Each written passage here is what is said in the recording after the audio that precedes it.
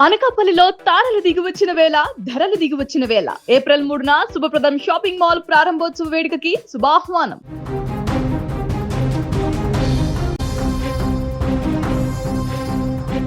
కృష్ణా జిల్లా Chellapalli police station ఒక్కసారిగా భీకరమైనటువంటి శబ్దంతో దద్దరిల్లిపోయింది.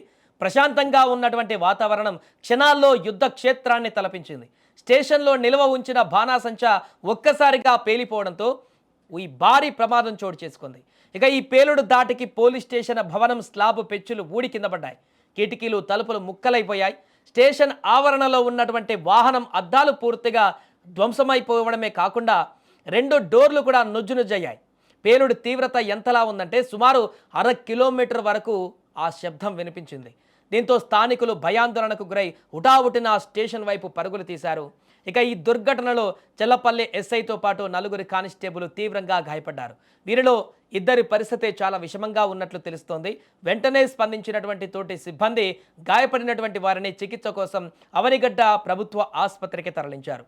విషయం తెలిసినటువంటి వెంటనే సిఐ కేఎస్ఆర్ రావు సంఘటనా స్థలానికి చేరుకొని పరిస్థితిని సమీక్షించారు. భవనం లోపల జరిగినటువంటి నష్టాన్ని, పేలుడుకు గల కారణాలను ఆయన క్షుణ్ణంగా పరిశీలించారు. అనంతరం ఆసుపత్రికి వెళ్ళి చికిత్స పొందుతున్నటువంటి బాధితులను పరామర్శించి వారికి వైద్యం అందుతున్నటువంటి వైద్య సేవలను కూడా అడిగి తెలుసుకున్నారు. ఇక ఈ ఘటనపైన కేసు నమోదు చేసిన పోలీసులు అసలు బాణాసంచా ఎలా పేలిందనేటువంటి కోణంలో లోతైనటువంటి దర్యాప్తు చేస్తున్నారు.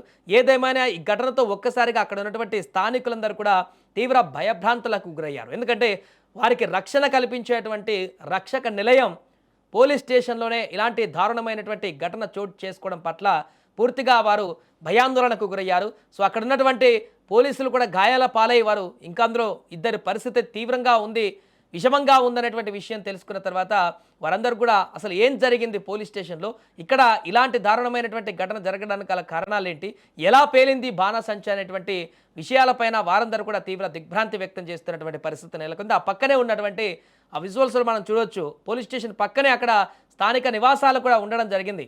వారందరూ కూడా ఒక్కసారిగా ఉలిక్కిపడ్డారు. ఇంత భారీ శబ్దం రావడంతో ఏం జరిగింది అక్కడ అనేటువంటి ఒక బాణాసంచా పేలుడు ఒక భారీ విస్ఫోటనంగా మారడంతో, ఎందుకంటే 1/2 కిలోమీటర్ వరకు కూడా ఈ యొక్క శబ్దం వచ్చిందంటే అర్థం చేసుకోవచ్చు ఎంత భారీగా ఈ యొక్క విస్ఫోటనం కలిగిందో అనేది. దీంతో అందుకనే వారి పరిస్థితి కూడా ఇద్దరిది సీరియస్గా ఉందంటే అక్కడ పేలుడు ఘటన చాలా తీవ్రత ఎక్కువగా ఉంది. 4 గాయాలయ్యాయి, ఎస్ఐ కూడా గాయాలైపోయాయి. వారి పరిస్థితి ఇప్పుడు హాస్పిటల్లో చికిత్స కొనసాగుతుంది. 2 పరిస్థితి విషమంగా ఉండడంతో వారికి మెరుగైన చికిత్సను అయితే అందిస్తున్నారు. ఏదేమైనా ప్రస్తుతం కేసు దర్యాప్తు అయితే చేస్తున్నారు అన్ని కోణాలలో. అసలు బాణాసంచా ఎలా పేరింది, అక్కడికి ఎవరు వెళ్ళారు, పూర్తి వివరాలను కూడా సేకరించేటువంటి పనిలో అయితే పడ్డారు.